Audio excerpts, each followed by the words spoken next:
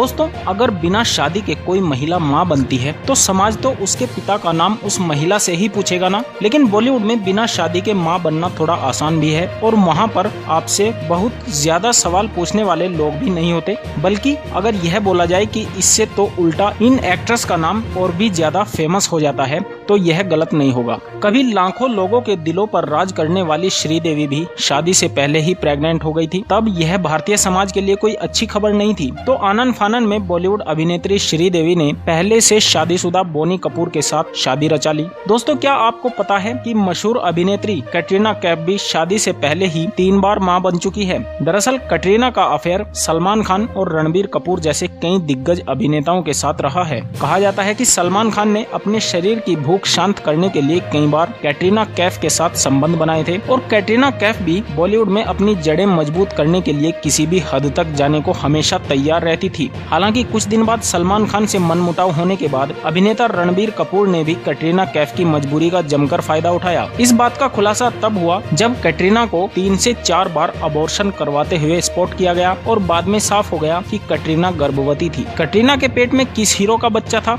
ये तो अब तक साफ नहीं हो पाया है। दोस्तों, क्या आप बता सकते हैं कि कैटरीना के बच्चे का बाप कौन था? सलमान खान, रणबीर कपूर या कोई और? हमें कमेंट करके जरूर बताएं।